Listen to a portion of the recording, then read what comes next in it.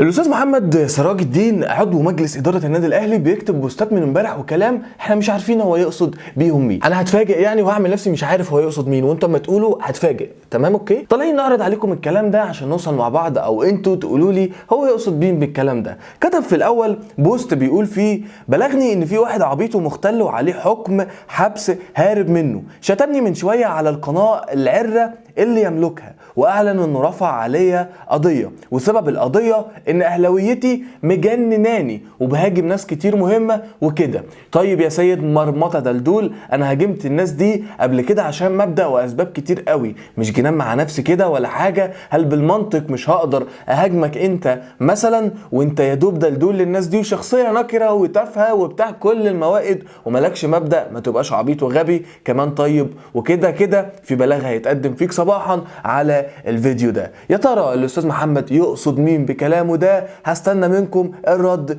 في الكومنتات. كمان نزل بوست في صباح اليوم النهارده، ويعني البوست مرفق بصوره كاتب عليه: بمناسبه القضايا والبلاغات اللي عمال يرفعها، ده كان بلاغ ضدي من سنه واتحفظ ضمن عشرات البلاغات من اصغر واشطر مؤلف قانون في مصر. استمر. يا ترى هو يقصد مين باصغر واشطر مؤلف قانون في مصر؟ يا ترى الاستاذ محمد هل هيفضل مكمل على موقفه ده، وهل هيفضل بيتكلم بنفس اللهجه دي، والموضوع ده هيخلص على فين وهيروح لحد فين؟ خصوصا ان معروف مواقف كتيره جدا تم الكلام فيها وتم الهجوم فيها على الشخص المقصود، ومفيش الموضوع بينتهي يعني في الاخر وبيتلم والدنيا بتعدي. فهل هنشوف نهايه وحد للموضوع ده؟ هل هنشوف نهايه وحد لكل المشاكل والصراعات اللي بتحصل جوه الوسط الرياضي في مصر؟ اللي احنا عايزين نشوف كورة مصرية خالية من الصراعات، خالية من الكلام ده. احنا عايزين نتكلم كورة، عايزين نتفرج كورة، عايزين نشجع كورة، مش عايزين نطلع بره اطار الكورة. هل هنشوف ده بيحصل؟ هستنى منكم هو الاستاذ محمد ايه يقصد